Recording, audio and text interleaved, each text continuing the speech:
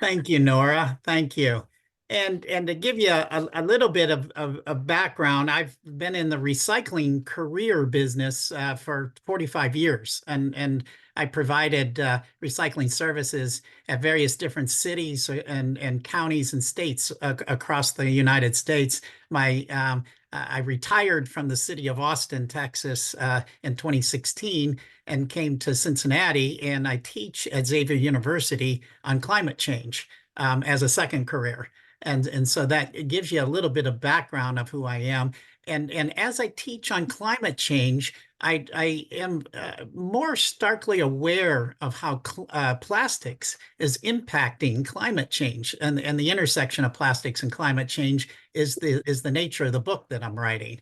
And I'm very aware of plastics and their environmental hazards as I through my recycling career. And I'm now more aware of plastics and their human hazards as I do research for my book.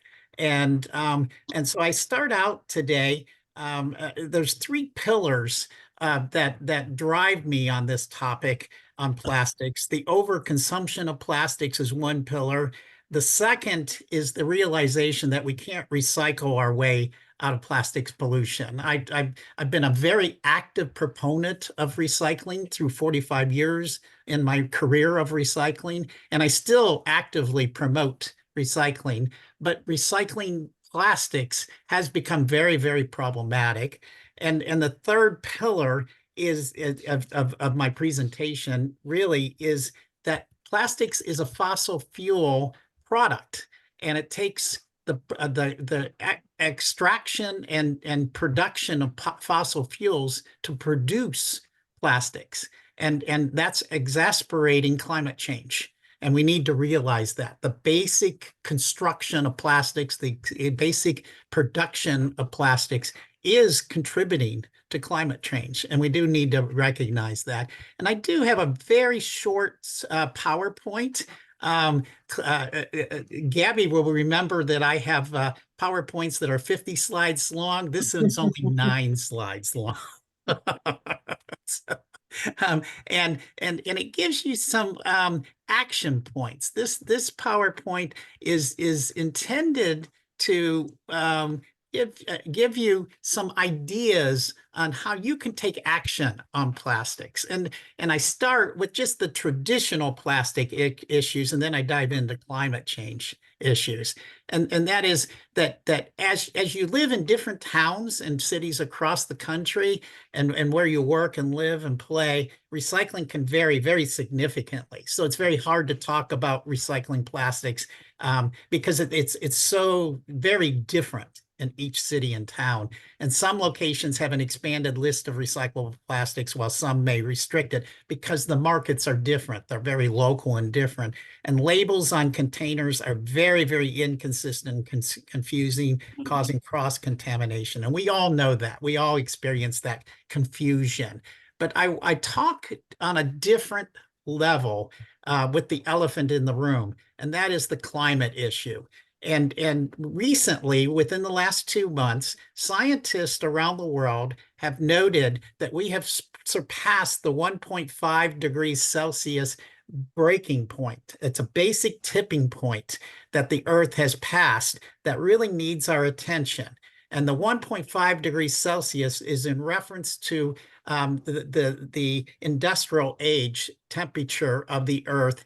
And over the last 150 years, we have increased the temperature of the Earth by 105 degrees Celsius through human intervention.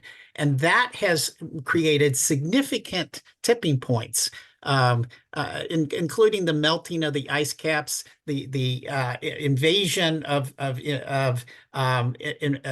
diseases moving northward from the equator, the changes and migrations of mammals and birds and other species, and the extinction of species and so forth. And so the Earth is changing basically. And it's in order to turn the habitable future Earth, the IPCC is advising that we need to go net zero on fossil fuel use. In other words, stop the use of fossil fuels. And all forms of synthetic plastics, all forms of plastics are made from fossil fuels. And we need to really go to a full phase out of fossil fuels, which implies a full phase out of plastics. And every step of the plastic trails impacts the climate, from the extraction of minerals, the gas and transport, to the processing and refining, to the manufacturing of plastics, impacts Mother Earth. And in every step of the plastic creation, there are carbon dioxide and methane emissions, climate impacts, and the extraction, production, packaging, disposal of plastic products. One metric ton of plastics equals 2 gigatons of carbon dioxide emissions equivalent, which is also equivalent to 450 coal plants annually of emissions. That's a very significant impact in air quality. From the creation to the lifespan, continuous environmental and human impacts are unmitigated, and we cannot recycle our way out of this plastics crisis. So what do we do about it? And so first example, the first approach towards doing something about this plastics crisis is plastics reduction, what I call the climate solution R1, the plastics reduction. Reducing is not the same thing as recycling, and it is a higher priority than recycling. We reduce our consumption. We look around in our purchasing habits, and we start to first of all, that the first easy step is to start the reduction of the use of single-use plastics, the items in our household that could be replaced with more durable goods like silverware and plates and items that single-use plastics were not in use until the 1970s, 1980s. And some of us with gray hair like myself remember prior to that. And so we start looking at the single-use plastics, the plastic cups and the plastic bags and so forth, and we eliminate the use of that and replace that with more durable goods. Then we replace unnecessary plastics. And that might be like a shavers and shaver blades and so forth that could be replaced with metal. And we start looking at our lives, our life cycles. Instead of a plastic lamp, a metal lamp. Look at our furniture and our purchases and other items around the household. Global plastic waste generation doubled from 2000 to 2019 to 353 million tons. It's a very significant growth pattern in the use of plastics. And 50% of all plastic has a lifetime of under 1 day. Just think about it, buying a plastic item and disposing of it within the same day that it's purchased. 50% of all plastic. 40% of all plastic comes from packaging.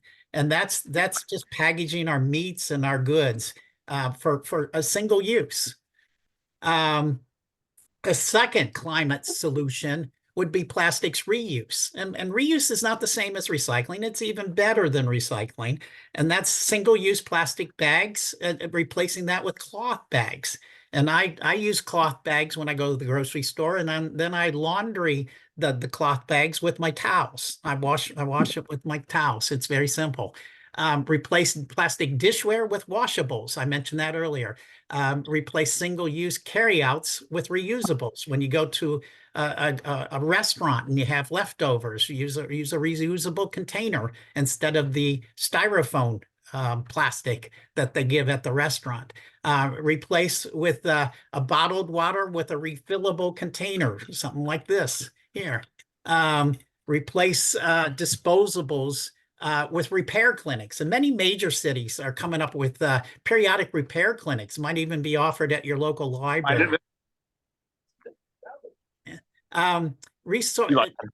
There's a great resource online called Upstream.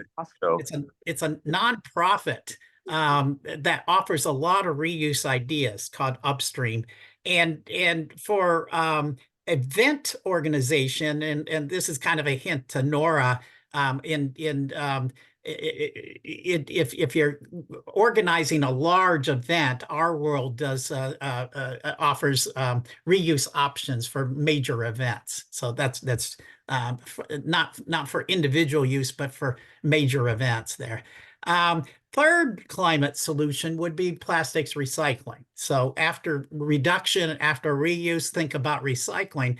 We think about recycling existing flows of plastic, but not encouraging the use of purchasing more plastics, just kind of looking at the existing flows of plastic and recycling what we can in our local community.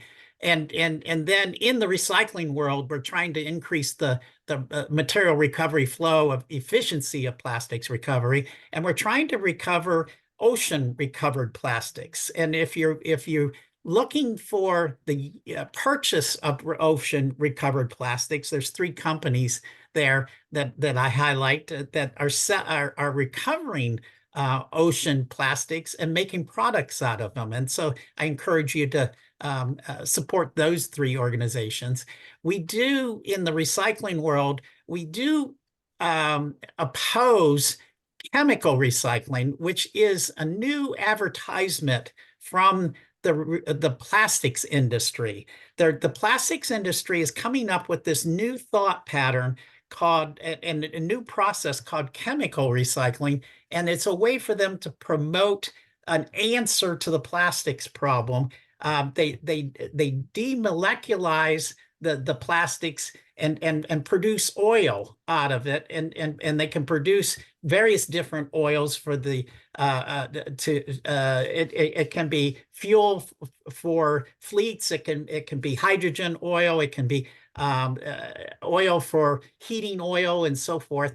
And in the industry, in the recycling industry, we support mechanical recycling processes. That's the traditional recycling to preserve the integrity of the product.